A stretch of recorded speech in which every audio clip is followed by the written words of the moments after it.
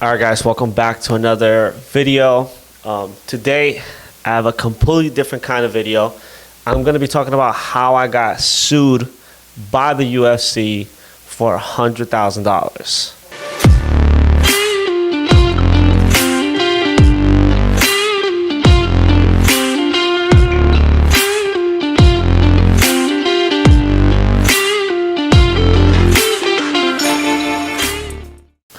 So, no, this is not clickbait.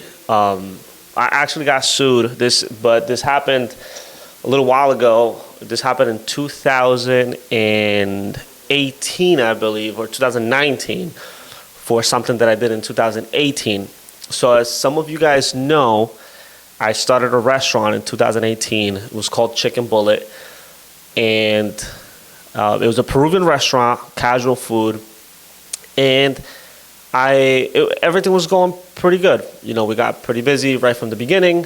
And also, as some of you guys may know, I love UFC. I love watching MMA fights. And I thought it would be a good idea to have one of the UFC fights hosted at my restaurant. So I hosted a fight, and I bought the fight through my Amazon account. So I got it on multiple TVs, which on the night of, I actually had some trouble buying the fights. So usually you could buy it on one and, just have it on multiple accounts, but it didn't let me do that. So I'm like, okay, well, it must know that I'm trying to watch it on multiple TVs. So you know what, let me just buy it on all the TVs because I wanted people to come and watch the fight. I advertised it on Instagram. And I think that's really the only place where I advertised that I was going to have a fight shown at my restaurant. So anyway, I bought the fights on the TVs through my Amazon account, and my Amazon account was on my personal name. So it wasn't it wasn't under my business name, which was Chicken Bullet. Somehow, some way, there was a private detective at my restaurant the day of the fight. Obviously, it wasn't a coincidence. This is how they do this stuff, and I'll explain a little bit of that later. Hopefully you're not watching this video because it happened to you, but if you are, I'll kind of walk you through some of the things that I did to really navigate this and come out on the other side the best scenario possible. So anyway, I bought the TVs on I bought the fights on the TV on my Amazon account. They were under my name, and it wasn't under my business. Private detectives actually came to the day of the fight. I was shown the fight at 10, and I found out about this after, not during, because at the time I thought it was just a customer that came in, ordered chicken tenders, sat down. Apparently, he was taking videos, pictures. He was taking the description of all the employees. And the funny thing is that I didn't even have that many people show up that day for the fight. It was only like a few friends and family. And the private detective didn't stay for that long because he saw that it wasn't that busy. He did his report, took pictures, took videos, and ended up leaving. A few months after, I got a letter saying that I was sued. I thought it was a joke. I thought it could be a scam. There's so many scams going around, that I thought it could be a scam. Mind you, this is in 2019. So, 2019, because the fight was, I believe, December 2018. And by the time I got the letter, it was 2019.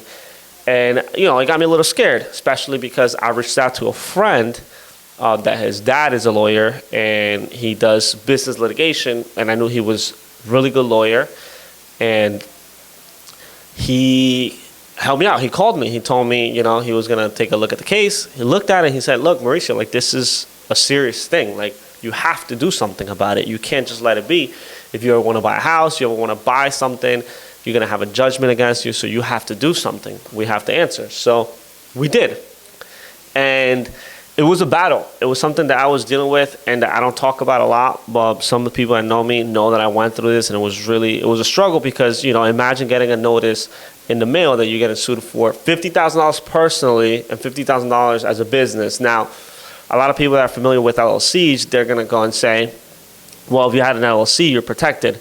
The problem was that I bought it through my personal Amazon account. So since I bought it through my personal Amazon account, I committed a federal offense personally, and then I committed that offense in my business. So now they're going after me and my business. Listen, I don't know how exactly that works, but what I do know is that I was getting sued for $50,000 and my business was getting sued for $50,000. So it was nothing to be excited about. The way I thought about it back then is like I could run this whole entire business with a decent profit all year, and that's still not going to be $100,000. So it's all going to go in the garbage. So you can just imagine how I was a little bit depressed, to be honest. I was very sad every time I would see the lawyer's phone number or email. It would actually upset me and ruin my mood for the whole day, because I was getting charged. Not only was I getting sued for this kind of money, but I was also getting charged by the lawyer. You know, I think the fee was at the time, he was actually, helping me out a lot with the fees because he charges a lot more. So I think his fee for me was about $500 an hour or so. I don't remember the exact amount, but it gets really expensive to deal with these things. And the reason why I wanted to make this video is to talk about it. I'll explain how it ended, actually how we resolved everything, but at the same time, what you can do to protect yourself from these things. So I got, in 2019, these lawsuits take a while. They have to, present their evidence. Then we have to, fight that. And it was a back and forth battle for a while. Luckily for me, what happened is, since in 2020, the pandemic hit and a lot of cases were getting backed up, the judge that was in charge, every time he would meet with my lawyer and the other attorney, they wanted to just settle things. Like, the judge was pushing for the case to settle because this is not a case that the judge believes should go into trial, So luckily for me, there was a lot of negotiation. My lawyer was very, very good. And that's what happens when you actually get a good lawyer and pay. So that's my first advice. If you have a business, make sure you have a good lawyer. You never know what's going to happen. People, can trip and fall outside your place, and they will sue you. And even if it's not something that you think they might win, you still have to respond to that. You still have to answer that. So that's one thing that I will tell you. Never cheap out on a lawyer. What happened was, since my lawyer was so good, everything got negotiated down to $3,000 settlement. So at the end of everything, I had to pay a $3,000 settlement, which was unbelievable for me. And on top of that, my lawyer made it where I can take a whole year. He got a payment plan for me, which I didn't really need, but it was just good to have. And amazing that he did that for me. So my lawyer fees in total were about $10,000, I believe, maybe a little bit less. And the lawsuit settlement was $3,000 that I had to pay over a year. So yes, I had to pay money. It was still a lesson learned, but in my, I believe I came out actually very lucky and came out, this was a win for me because it was something that I wasn't aware of, that I had to pay commercially for these fights. So that's another thing.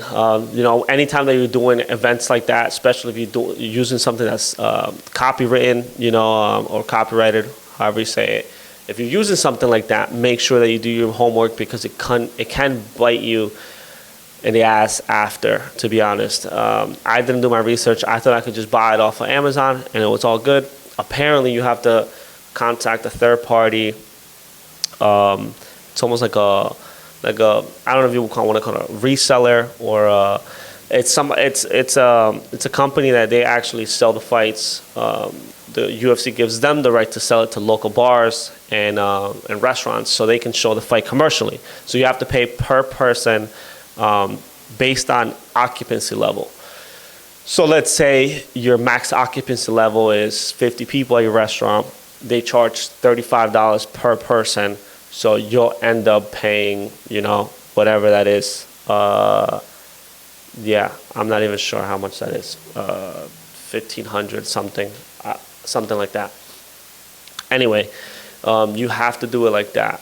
and that way you're allowed to show it commercially. If not, what happens is the UFC, you'll see if you watch the UFC, they have this thing on the bottom that says all rights protected by Zuffa. Zuffa is the company that protects these rights for the UFC, and what Zuffa does is they hire, they're like partner up with attorneys, local attorneys, and those attorneys hire private investigators to go to these bars, restaurants that are showing it that are not paying per person in the restaurant, and then they go after you to and they pursue these lawsuits that, you know, in the beginning they scare you a lot, and you know they want to have, like, for me, they want to do a settlement.